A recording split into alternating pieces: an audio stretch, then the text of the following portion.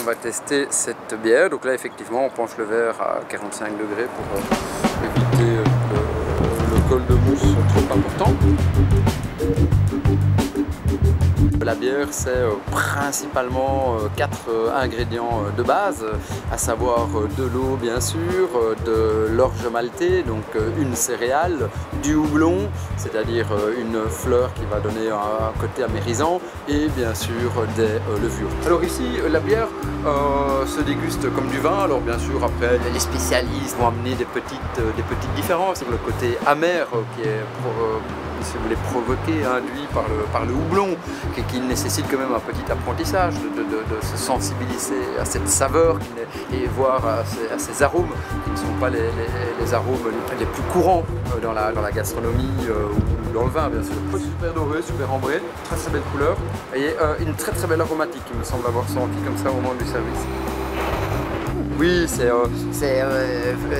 entre le fruit et la fleur, en fait, le côté amer est peu présent. On a un peu le côté herbe coupée, mais on a plutôt, on a bien sûr ce côté aromatique classique, mais on a une exubérance, je trouve, qui a un côté panier de fruits, presque panier de fruits sec, qui est assez présent. On est un tout petit peu plus clair que la bière précédente, mais effectivement, on garde une couleur qui est un peu plus foncée quand même qu'une simple blonde. Et si on teste cette bière au nez, c'est extrêmement exubérant. On a là l'impression d'avoir le panier de fruits exotique, et bien sûr on a l'aromatique du houblon, mais c'est impressionnant quoi. Je dis que c'est un nez vraiment magnifique.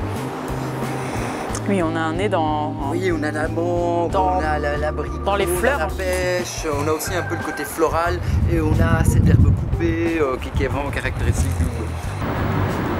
Ça tue pas trop les mains. Non, il y a un tout petit peu de dégagement de gaz carbonique, mais l'essentiel du gaz carbonique reste quand même dans le liquide. Donc on secoue en bouche aussi. On secoue en bouche également. Vraiment, en bouche, c'est typique de ce qu'on appelle une lager. Donc, on a le petit retour fruité, le petit retour amérisant sur la finale, mais sinon c'est assez court en bouche.